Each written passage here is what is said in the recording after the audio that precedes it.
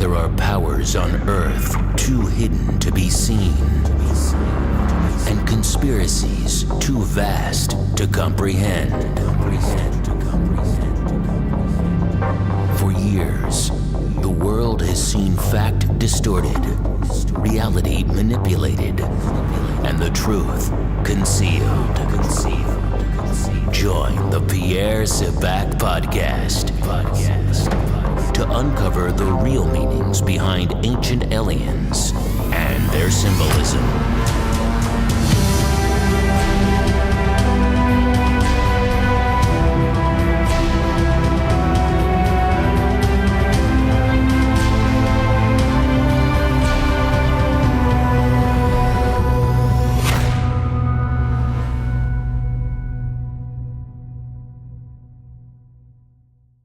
Hi, this is Pierre Sabak, unlocking the keys to the mysteries.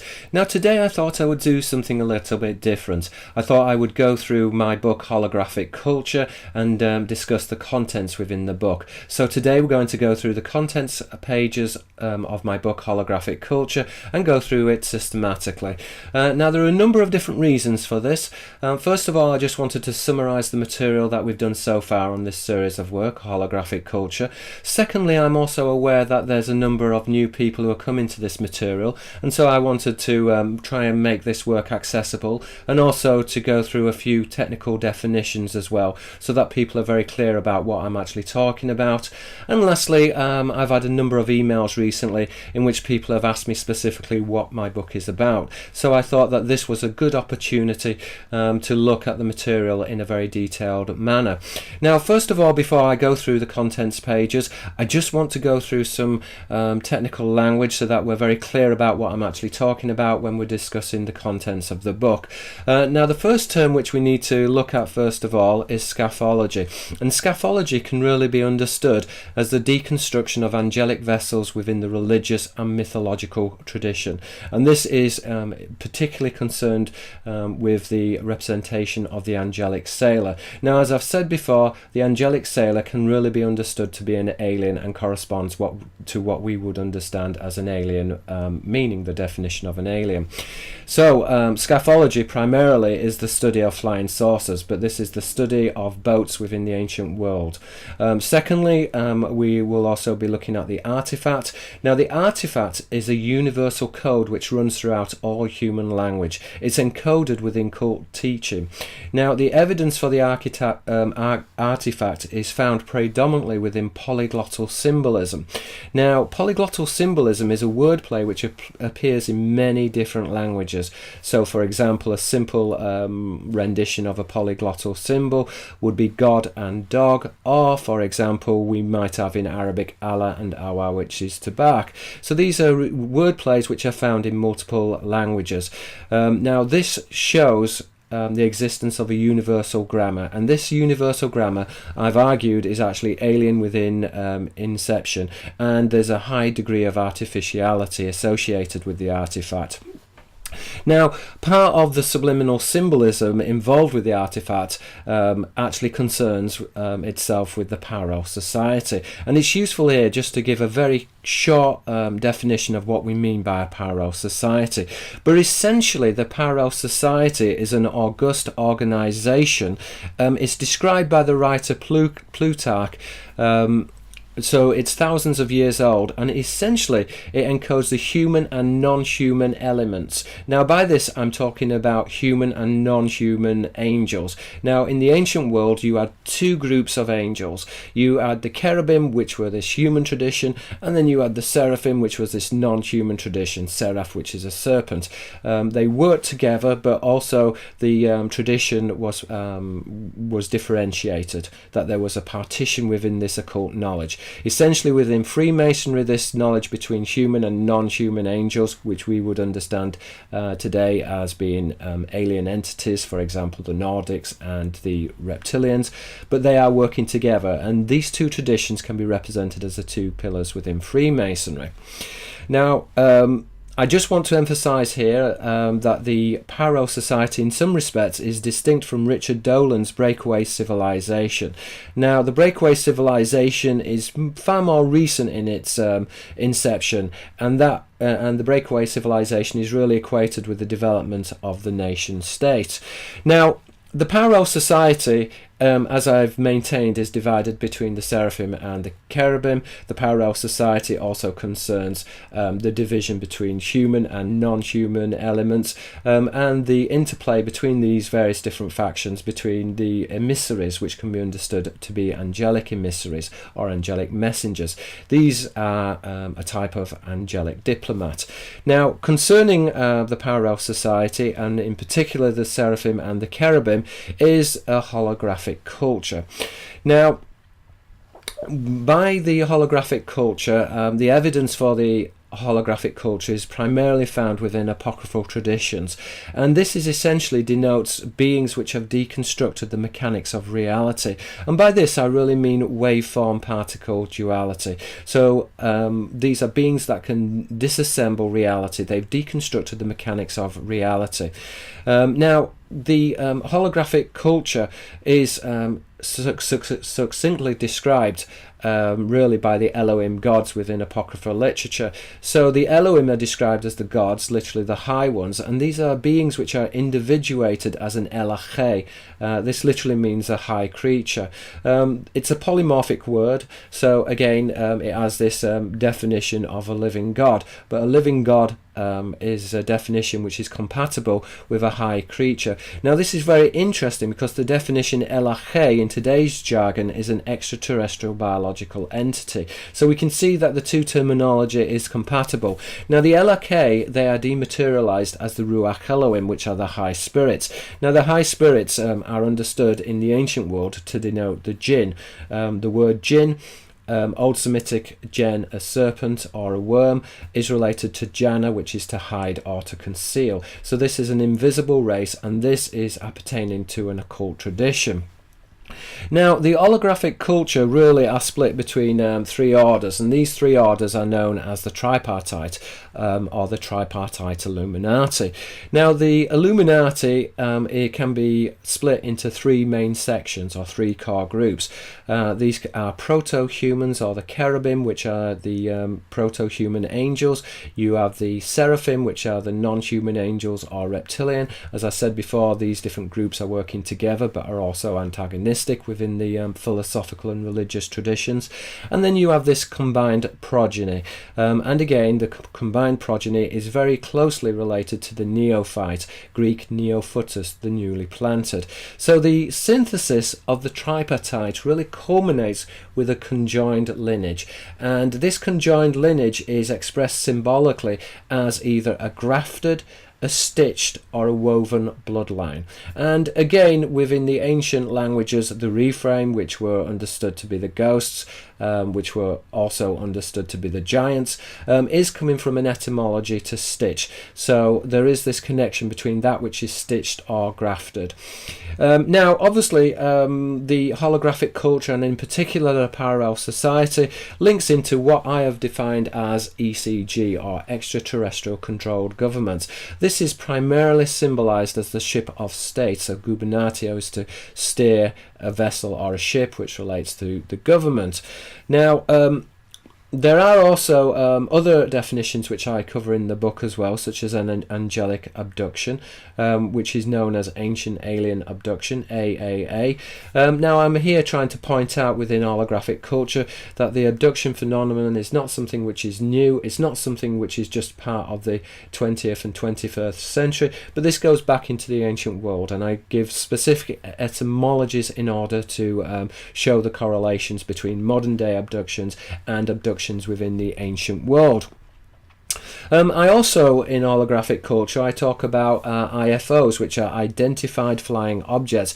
Now, I argue within holographic culture that the Illuminati and that sections of the government, and this extends all the way back into the ancient world, know exactly what an IFO is. And an IFO are these vessels which appertain to an angel. So these are angelic vessels. Now, in the ancient world, they were considered to be very holy, and they were typically buried underneath temples. And I give biblical examples and quotations of possible sites where these vessels are actually found. Now this is really again going into the Skaphological tradition, which is the study of angelic ships or boats, but closely related to the Skaphological tradition, or a branch of the Skaphological tradition, is the Cytological tradition. Now the Cytological tradition is the examination within academia of vessels such as saucers, wheels, barrels and seed baskets. Now the word cytology is coming from the Greek word koutos, which is a vessel, so we can understand these to be angelic carriers or angelic vessels, and as in the ancient world, as in the modern languages, the word vessel often denotes a ship or a boat, but can also denote a container or a carrying vessel. So in the ancient world, when they were talking about vessels, they could also be referring to an angelic ship, just as we find within the English language. So again, this is working on polyglottal symbols, word plays which repeat in many different languages. So essentially that is really a summary of holographic culture, which looks at the Skaphological teaching, the deconstruction of the mythology of angelic vessels within the religious and mythological tradition.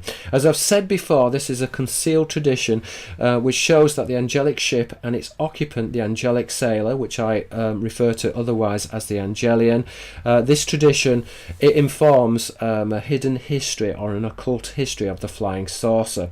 Now these are vehicles which are archaically demonstrated to originate from different star systems, and I show this comparison within the Hebrew language with the Hebrew etymology, sira, a boat, which is a diptych paronomasia or a wordplay which goes from the Hebrew into the Arabic. So the Hebrew word sira, a boat, is a wordplay on the Arabic word sira, which is Sirius. So again, the angelic sailors are typically identified with the star system Sirius, in particular the seraphim. So seraph of fire would denote the jinn. The jinn is, again, the terminology fire is used as an esoteric signifier of Sirius, Sirius Astor, the scorching star. So again, the shining star is used to denote the dragon, or the shining ones, the watchers. Now these vehicles then are shown to originate from different star systems, but when we deconstruct what we mean by angelic vehicles and angelic vessels and wheels, they are in essence identical to our modern conception of a UFO. Now remember, I've referred to these as IFOs, that they are identified objects because they are understood and they are categorized by the priesthood. Now all this appertains to what I refer to as the divine invasion, and this is a term which I borrowed from the science fiction writer Philip K. Dick. But the divine invasion essentially talks about the angels and how they seeded the race of mankind upon the earth, which is known as the second creation or panspermia. Now, this is basically the basis of the secret teachings which appear within the occult tradition, and as I've maintained before, is differentiated between human and non-human angels, otherwise reptiles and the cherubim. The reptiles are referred to as the seraphim, and the cherubim, this proto-human lineage, are defined as the cherubim. Now the two occult traditions are known as the seraphim-kerubim dialectic, and this is where we get the split within the priesthood. We have the split within languages. We also have the split within philosophy as well, within the Euclidean tradition. Euclid is to copy or to ape. Mathematics copies the external world, but it's coming from the Arabic etymology kurd, which is an ape, and this is contrasted with the Pythagorean tradition, Pythagoras, the speaker of the serpent. So this is the speaker of the seraphim and is relating to the serpent tradition. The two traditions are very separate, they are antagonistic, but they are combined together with the synthesis, and the synthesis is something which is looked forward to within the Apocrypha, which is the unveiling. The unveiling refers to the kingdom of God, which is thought to equated to this synthesis, which essentially is the restoration of the anthropos. Now, the restoration of the anthropos are these three primordial races, which were proto-humans, the seraphim, and also the jinn, which were the spirits, which again interrelates to what we're talking about with a holographic culture. Now, these races were polluted or corrupted through genetic engineering, and so this related to the fall of creation. In the Greek mysteries, the fall of the anthropos. Now, the synthesis apparently is said that the anthropos will be restored. So these are, if you like, the occult traditions and the occult understanding. So I want to now quickly go into the various different areas within my book, and I want to give you a quick rundown of the various different chapters within the book, which I think will be useful for people who are interested in thinking about whether they want to purchase this book and the type of information that you would find within the book. So essentially we start with a definition of Skaphology, and I give the academic definition of Skaphology, which, as we said before, is the academic study of angelic boats or vessels within the occult tradition, within the religious and mythological tradition. It is very closely related also to the cytological tradition, kutos, a vessel, where we study things such as the genie lamp. If we look at the genie lamp, for example, the lamp is in the shape of a boat or a bark. A bark is a polymorphic word of a dog barking, hence this idea that the gods originate from Sirius. Now we have the preface or the encryption key. In the encryption key, I just go through a few different types of symbols, such as polyglottal symbols, word plays which are repeated in different languages, paranomasia, which is essentially wordplay, and different types of wordplay which occur frequently within biblical and apocryphal literature. Now, in the introduction, I have before we go into the introduction, we also have a foreword by Anthony Beckett. Now, Anthony Beckett, in his foreword, summarised a lot of the terminology which I use, such as the source occults, different types of paranomasia, different types of wordplay, the divine invasion. So he sums up all of these different words and different definitions. And in the introduction, then we go into the source occults. Now, the source occults are essentially these cults which grew up around the worship of deities and angels, but in particular they venerated these angelic vessels which were known in the ancient world as the Ophanim wheels. They were also depicted as spinning shields also. Now, so in English, reference to the source occults are found within the words worship. Again, we would find a similar wordplay within Arabic. Sabak is to glorify, Sabaoth is the host, and this is the veneration of angelic vessels. And so within religion we found this correspondence between religare, which is to moor a boat or to tie a vessel, and again this is going back to the ship of state, and also the temples as well, because the temples were drawn out and demarcated as a boat or a vessel. So this all goes back into the scaphological tradition, and this is really an introduction, if you like, to the Angelic Sailor, which is found within chapter 1. Now, the angelic sailors, as I said before, the angels are depicted as sailors. I've said this lots of times, but I will just quickly summarize this very quickly. We have the word play malak, an angel, which is a polyformal word of malak, which is a sailor. So the angels are considered to be sailors. We find this also within the Aramaic language as well. So there is this etymology between za, which is an angel. It's a polymorphic word, though. It also means an alien or a visitor or a stranger or one who is strange, and this relationship between Zar and Sira, which is a boat. Obviously, Sar is a captain of a vessel or is a naval commander. So essentially we have the angelic sailors, and the angelic sailors are headed under the Lord of the host, which is Yahweh Sabaoth. Sabaoth can be broken down as Saba, which is army, Sepha, which is a serpent, which is the seraphic host, and also we have this correspondence with this idea that this is really a naval host, hence the relationship between Sabaoth, the angelic host, which is a type of army, and sevet, which is a crew of a vessel. And again, the angelic host are typically identified with the Ophanim wheels or the spinning wheels, which in today's parlance would be equated with a flying saucer. Now, chapter 2 goes into the parallel society, and I argue that the parallel society is this secret tradition. Now, this secret tradition was expressed by Plutarch. Plutarch wrote a treatise or a book called The Parallel Lives, which was looking at the relationship between Greeks and Romans, but underneath this book was this subtext of this tradition relating to the interaction between men and angels, or beings who originated from heaven. And this is where we get the word parallel society from. So the parallel society is this separate society which works simultaneously within human society. Now, it informs our governments. So, for example, we have a upper and a lower house. Now, this was also found within the Judaic languages also. Shilton government also could connote, add this etymological connection to Shaitan, which was a political party, which was a party or a faction, hence the fallen angels, which were deemed to be political parties, in which Shilton the government is a basis of this partition of the government between the upper and lower house, or the representations between angels and men.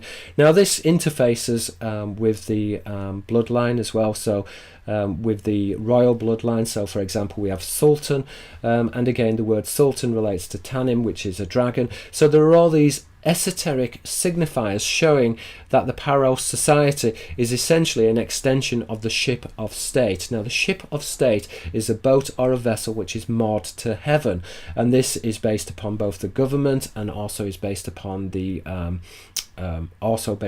temple worship as well. As I said before, the temples are actually demarcated according to ship symbolism. Now, the parallel society conveniently runs into the three orders of the Illuminati, which is chapter 3. So chapter 3 is the three orders of the Illuminati, the tripartite. As I said before, the Illuminati are essentially divided into three sections. The proto-humans, which are the cherubim. We've got the seraphim, which are the non-human angels, which are the reptiles. And then we've got the neophytes, or the newly planted, and this grafted bloodline, which are identified with the royal bloodline. So, for example, we have this relationship between Malach, an angel, and Melech, a king. Similarly, in the Aramaic, Zar, an angel or an alien, is a cognate of Sar, which is a prince or a naval leader. Okay, so this again is going back into ship symbolism, which goes back into the classical tradition. The classical tradition is the classified tradition. Now, specifically, the classical tradition refers to classis, which is a naval fleet. Now, the naval fleet are a class of people. Now, the naval fleet in this respect is actually appertaining to this angelic tradition. It is this naval tradition which relates to noble, naval and noble, the morphological switch between the V and the B. Now, the three orders of the Illuminati then go into the stitched and grafted bloodlines. So chapter 4, stitched and grafted bloodlines. The stitched and grafted bloodlines are the nobles and the kings. They are those who are born of a boat, the Ben Sira, one who is born of a boat. As we said before, Sira is a switching signifier, so can also be understood to refer to Sirius. So these are the sons of heaven. Now, a stitched and grafted bloodline, we find various word plays. For example, in the Persian language, we have Mal, which is a leader, which is a wordplay on Ma, which is a serpent. Again, basilisk in the Greek is a serpent, and basiliskos is a king. So there are all these esoteric signifiers between the serpents. Again, within the Arabic, we have the sarif, which is a noble and is related to a seraph. So again, this is going back to Serapha, which is fire, which is essentially describing the Illuminati, those who are illuminated. Now, in the ancient Apocrypha, those who were illuminated, the word Illuminati is a translation of the Arabic word Akzari, the brothers of light. But this is a diptych paranomasia, or it can be rendered in the Aramaic as Akzari. It's a wordplay on the Aramaic Akzari, a brother of an angel. But the words Zari of an angel is polymorphic. It can also mean brothers of an alien, brothers of a stranger, brothers of a visitors. Now, the Akazari, the brothers of the angels or aliens, are really appertaining in this respect to Sira, which is a boat, which takes us back to the symbolism of Sirius. So as we can see, the symbolism is actually very complex, but essentially it takes us back to the idea of the angel, and this is chapter 5. Chapter 5 in my book is Angels, Dragons and Gods. Now, interestingly, the gods were depicted as dragons and the shining ones. So, for example, there is the correspondence within the Greek between Theos, a god, Theros, a watcher, Therion, which is a beast, which in symbolism can be understood to denote a dragon, and Phos, which is light. We would find the same polyglottal wordplay also within the Semitic languages also. So, for example, the Elohim, the high ones, are related to Erin, which is a watcher or a shining one. So the watchers, or the shining ones, are described in the Apocrypha of Amran to look like vipers or serpents. So the Elohim are identified with this serpent offspring. Now, and as we said before, there is this correspondence with the Greek between Theos, God, and Theros, which is a watcher. So we can understand that the watchers are the shining ones, and the shining ones are denoted within the biblical tradition as the seraphim. So there is this connection between seraph, which is a serpent. They are connected to Sefer, which is a viper, Sabak, which is the angelic host, which in this respect is the seraphic host, but also there's a relationship with Seraph, fire. Now, the seraph can also be represented as the shining ones or the watchers. So there is this connection between Sopheth, which is a watcher, and a seraph, and Seraph, which is fire. So we're finding the same word plays, whether it's in the Arabic, in the Greek, in the Hebrew. The watcher is represented as the shining one. The shining one is a signifier of the jinn, or is a signifier of Sirius, which is the scorching star. So chapter 6 goes on to the watchers. I give biblical and etymological evidence within this chapter why the watchers are connected to serpents, and the tradition of the watcher and how they actually relate to this occult tradition, this split between the human knowledge and the non-human knowledge, which can be understood to be the occult tradition. Now, chapter 7, we move on into Elahh, which literally I've translated this as a high creature. It's a polymorphic word. It can also be translated as a living God, but the two terms are interchangeable. I argue that the Elahh can also be translated as an extraterrestrial biological entity, because the Elahh are considered to be living creatures. Now, the Elahh is a derivation from the Elohim, and again, the Elohim is another cognate of the Erin, or a watcher or shining one. For evidence of this, obviously, we go back into the Greek, the relationship between Theos, a god, and Theros, a watcher. So the watchers are understood to be dragons, and again, the word dragon, drakon, drakane, is to watch or to flash. So the dragon in the Greek can be understood to be a watcher or a shining one. He is a type of sentinel. So the Elahh are a high creature, and they can be dematerialized as a ru'akh Elohim, which are the high spirits. Now, the ru'akh Elohim is essentially another word for the jinn. Jen, Old Semitic word for a serpent, but again is related to jana, which is to hide or to conceal. So moving on from Elahh, which are the high creatures, and again which is showing that the gods are not just spiritual entities, but can be understood to be flesh and blood entities, we move on now into the realm of the Ophanim wheels. Now, the Ophanim wheels is an old word for a flying saucer. Now, the etymology of Ophanim comes from the stem pana, which is to spin or to turn. So these are understood to be spinning wheels. Now, the Ophanim are very closely related in the occult tradition to the shield also. So another way of representing the Ophanim wheels, and particularly you find this within Greek symbolism, is as a shield.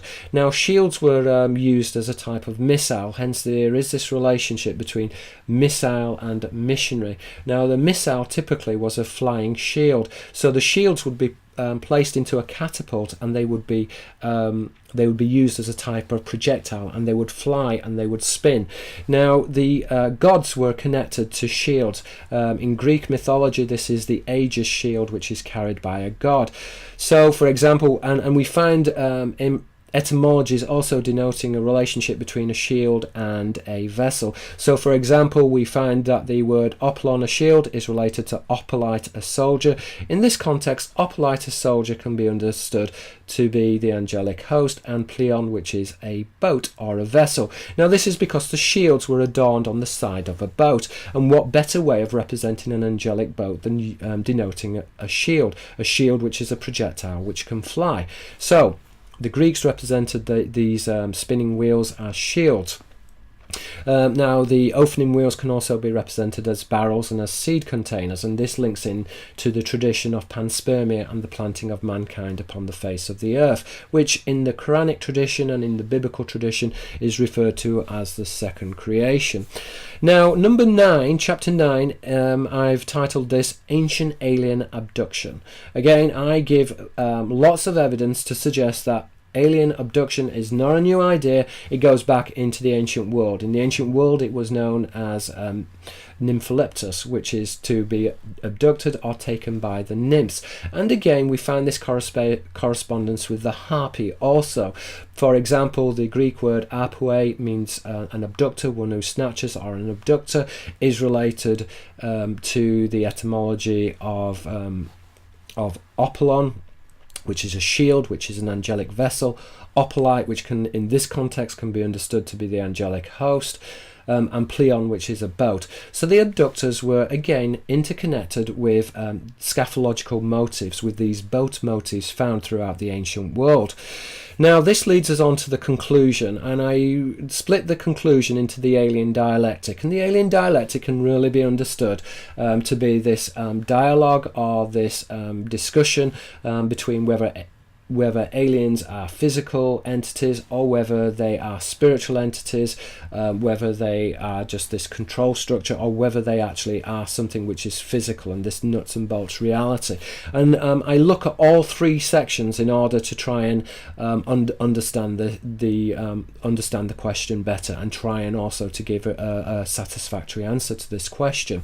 So conclusion 1, the thesis is physical beings. I go into the book of Jeremiah. I look at the symbols of the shields which were buried underneath the temples and which were preserved. So I go into the biblical traditions and I look at the Ophanim wheels and the fact that these wheels were buried by the priesthood.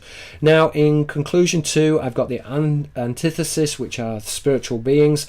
Now in this section I look at the Kharin. The Kharin is translated as a constant companion. It's a type of jinn which follows a person around.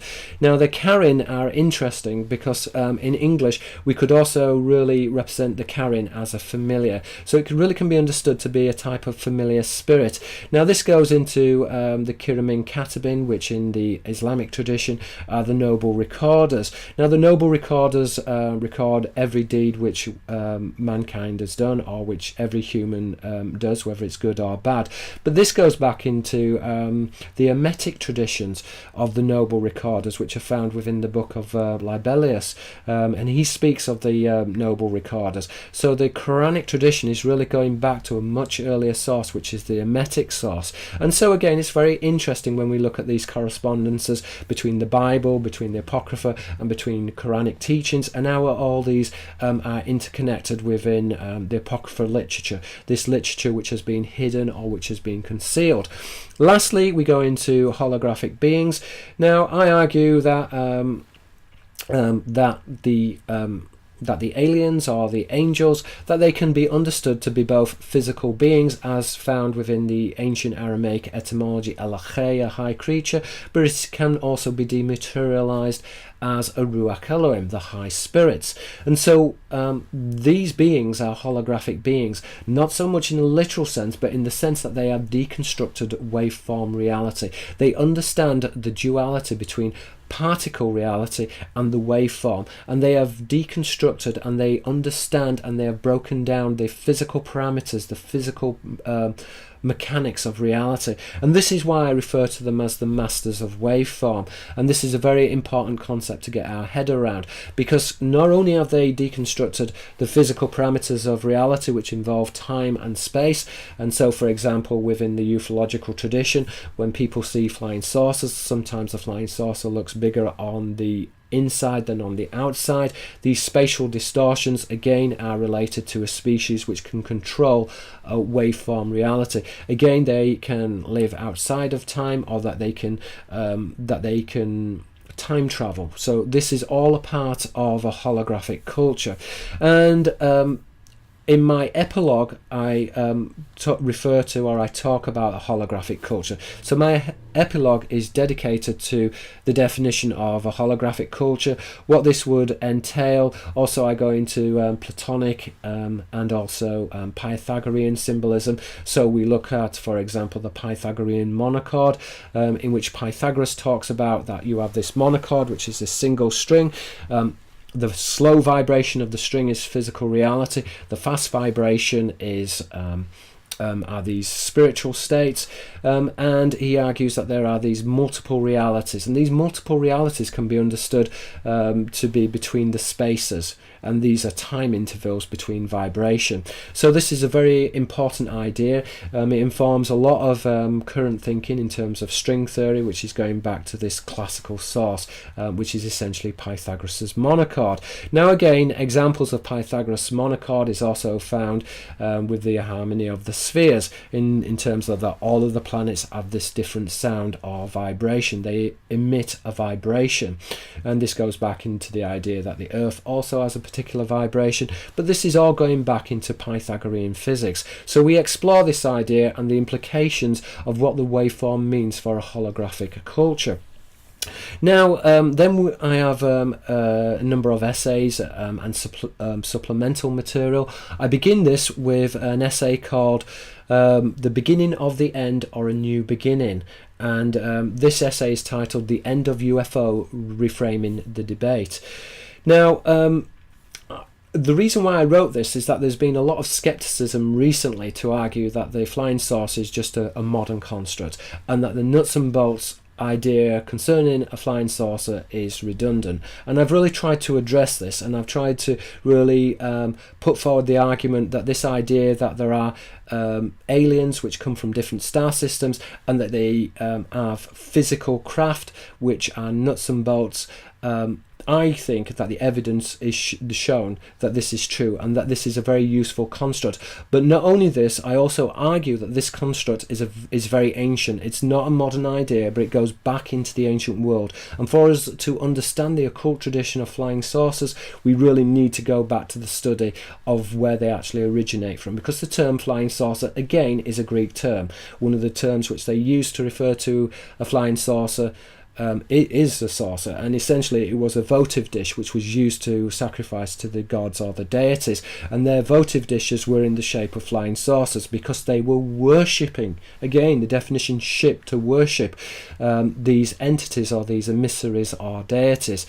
Now, the End of Ufology, I've got in brackets Reframing the Debate, and I'm making reference here to Robin's book Reframing the Debate. It's an excellent book, and it looks at it basically looks at alternative arguments. So it's very skeptical of the nuts and bolts argument about flying saucers, but if you want to look at other arguments in terms of deconstructions of Jacques Vallée's work and the idea that these beings are spiritual, or that we're dealing with a control mechanism, it's a really excellent and very well put together and edited book. So I do recommend my viewers to look into that material. It's very useful in terms of trying to deconstruct what we mean by alien, what we mean by the angelic tradition, etc.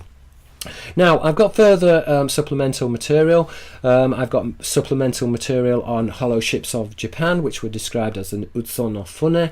Now, the terminology Utsu no Fune is very interesting because, again, it's working on polymorphic symbolism. So the word Utsu no Fune means a hollow boat. Now, these hollow vessels looked like flying saucers. In folklore, they are described as looking like circular metallic vessels, and we have pictures and imageries of these from the Edo print. prince.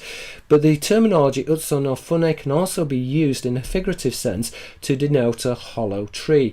So, and this is interesting because within Shinto shrines you have hollow trees which demarcate out the area of the shrine. So the shrine itself is being represented as a hollow ship which goes back into the ufological tradition. And this is because certain Shinto shrines, if we follow the symbolism, the implication is that they have these angelic vessels which are buried underneath the shrines.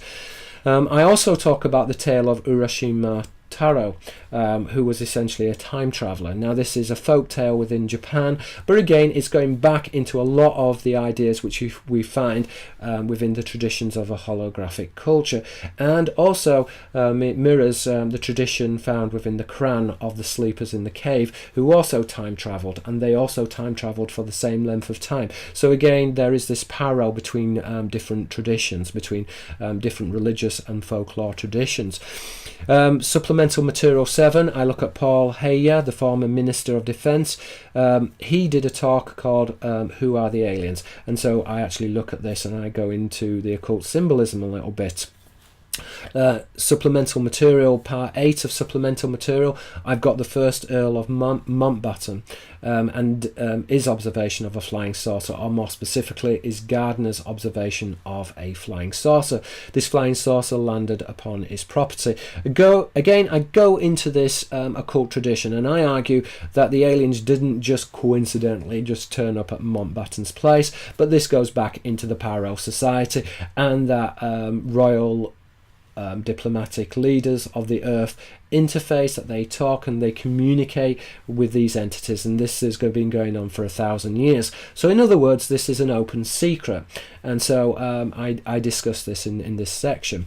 In supplemental material 9 we have barrels and wheels, in brackets, cytological motifs of flying saucers. If we recall, the word cytology is the study, kutos, of a vessel. So barrels and wheels are used as symbols to denote flying saucers within the ancient world. And there's a short piece of work on deconstructing the symbol of the barrel, particularly within artwork and within imagery.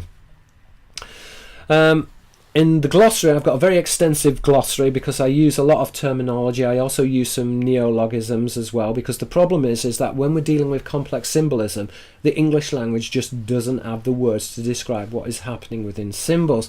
So I've had to go back into the Arabic and into the Greek, and I've had to appropriate some of these words. So the language of symbolism is a detailed glossary of a lot of this new vocabulary. I cover words such as the seraphim-kerubim dialectic, the parallel society, polyglottal symbolism, diptych paranomasia, which are word plays from the Arabic into the Hebrew, or in the Greek into the Latin, or in Greek into the Arabic.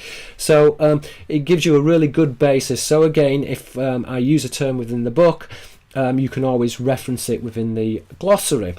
And in the appendices, I have got scaphological tables and summaries. Now, I've put in tables and summaries at the end of the book also because I think it's very useful to have a table. So, for example, when I talk about Angelic Sailors, if there's a table and you can see, okay, Malak an angel and Malak a sailor. Okay, I can see that. That's in the Hebrew. Oh, in the Aramaic, we've got Zah, which is an angel or an alien, and Psa, which is a naval captain of a vessel. Okay, with the seraphim, you've got Seraph, which is a serpent, and Sapan, which is a sailor. And then there's that switch between the F and the M. The F and the P. So there's a switch over there. Again, within the cherubim, you've got the cherub and Kubtan, which is a captain of a vessel. Cherub and Carib, which is a boat.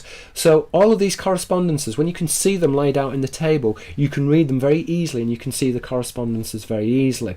Now, my appendices are divided into 9 sections, and the appendices are as follows. Number 1, phonetic switches. So these are morphological switches which occur within languages. Essentially, the Illuminati, in their symbolism, they use morphological corruptions in order to encode multiple meanings.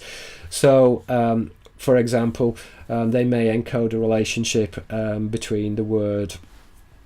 So they would use these morphological switches or polymorphic symbolism. For example, they might use a polymorphic symbol of the word sun as in the Son of God, but then they would use the symbol of the sun behind the Son of God to represent the sun. So it's working at multiple levels. Now these phonetic switches, they work on switches such as the switch between the p and the f, or the h and the k, which is found within the Semitic languages. So I give a basic table of these switches. Number 2, we've got angels and crew members of naval vessels. Well, we talked about this earlier on, but essentially the angel can be understood to be a sailor of a vessel. This goes back into the scaphological tradition, which in the modern tradition appears within ufology. Number 3, we have polyglottal links between a lordship, angel and a sailor. So there are dozens of word plays between an angel and a sailor. We made the relationship earlier on between seraph and sap and a sailor, but there's also archon. We've got the archons, which is a type of ruler, but also the nuarchos is a captain of a naval vessel. So again, it's going back into the scaphological tradition. And remember, there is this connection between the archons and an ark. An ark is a large vessel. This etymology is an abbreviation from the Greek word olkos, which is a large carrier vessel. So olkos refers to the archons. Appendices 4, we've got rulers related to serpents. We gave various examples earlier on. We had the sari for noble, and seraph or mal in the Persian, and ma, which is a serpent. Again, we've got the word plays within the Greek, even in the Welsh as well, pendragon, which is a ruler. Appendix 5, ancient alien abduction. So we've got tables on ancient alien abductions, different types of entities related to abduction, such as the harpies. Appendix 6, we've got flying saucers around vehicle of a deity. Again, there is this connection between, in English, sauros, a lizard, and a saucer, but this connection is also found within the Arabic, the Greek, and various other etymologies, etc. Appendix 7, the serpent chariot, a flying saucer or saurus, a lizard. Again, this is going back into symbols appertaining to the angelic seraphim. Appendix 8, an angel, watcher or shining one. So I draw a comparison between the aliens, watchers and shining ones. So for example, we said Erin is a watcher or a shining one, but we find a similar wordplay also within the English word with the greys. The word greys is related to gaze as into watch, and also glaze, which is luster or gloss as well. So these are word plays which relate to the grey alien, but similarities in the Greek are also found between theos, a god, theros, a watcher, phos, which is light, therion, which is a beast. The word beast in this in symbolism though is used to watch. It is used to denote the watchers. Draken, Dracane is to watch, perceive is to flash. So these are all etymologies which relate to the dragon. The dragon itself can be symbolized by the eye. Drakos, which is an eye, which is an old an old Greek word. So Drakos, which is an eye. Essentially, it goes back to the occult tradition, that which is hidden or concealed. Ocular, which is an eye. But that which is hidden or concealed goes back to the jinn. Jana is to hide or to conceal. Again, within the Greek, the daemons. Ammon is to hide or to conceal. So the word daemon is coming from the etymology of ammon, which is to hide or conceal. So, we've got Appendix 9, messengers and their angelic names. So I talk about Rapha, which is to stitch. Again, this stitched bloodline. Gabriel, we've got it's an etymology related to Gabar, which is strong, and Gibor, which are the Gibberim. Gibor is also a polymorphic word. It also means Orion. It means it denotes that which is large. This is why the Titans are denoted as being large, because of the relationship to the star Gibor, which is a large star, the Gibberim, and this is a stitched or a grafted bloodline. Now, in my bibliographies, I go through. I've got 3 sections to the bibliography because my bibliography is quite complex. It is quite detailed. So we have dictionaries, and I wanted to put in the dictionaries because I just wanted to show the audience that I'm not just pulling this out of anywhere. I'm not making it up. You can go back to the dictionaries that I've looked at and find these words for yourself and find these polymorphic symbols for yourself. So, for example, I use the Hippocrene dictionary. I use the Prologue dictionary for the Hebrew etymologies, Hippocrene for the Arabic, but I also use a number of other Arabic dictionaries. I also I've also got Greek and Latin dictionaries as well, which I've used extensively. Then we've got some academic references, particularly this goes into biblical commentaries. We've also got concordances as well, which I've used in order to ascertain what some of the old Semitic etymologies are and how they work within the biblical and apocrypha literature. Then we've got a selected bibliography which is UFO and occult based, and this is quite diverse. It goes from ufology into near-death experience, into the nature of consciousness, into Greek philosophy. So this is really very diverse. But in order to understand the ufological or scaphological tradition, we need to be conversant with very many different diverse fields, particularly the philosophical and occult traditions. Then I've got, to finish, I've got biographic details, which gives a background of where I come from. Essentially, I worked as a teacher and as an illustrator, so I'm coming from the fine art tradition. We've got contact details, email and website, for example, if you wanted to buy books or contact me. There's also some future publications and book orders, and there's also a detailed index in this book. So that's essentially a breakdown of my book Holographic Culture. I've gone into this into quite a bit of detail because I thought it was necessary just to try and introduce these core ideas and to summarize some of these ideas, because I do want to look at some new ideas also. So I wanted to just do a decent summary of the book. As I said before, this is the book. It's quite a detailed book. It is quite a thick book. If we can see, it's it's approximately 580 pages. So there's a lot of information in there. Now, this information is very original and it's very unique. It's not a synthesis of other people's ideas. This took me 8 years to research. I've gone back into the original languages, so I haven't just taken somebody's word for it, because within the occult tradition you find, particularly within, for example, the Egyptian hieroglyphics are all wrong. They don't make sense when you go back to the original glyphs and you look at them from the perspective of the Semitic languages. Again, the Sumerian languages as well are all very problematic. So I've gone back into the original languages, I've deconstructed what the words mean, and I've done this using modern dictionaries and commentaries. So this is an original piece of work.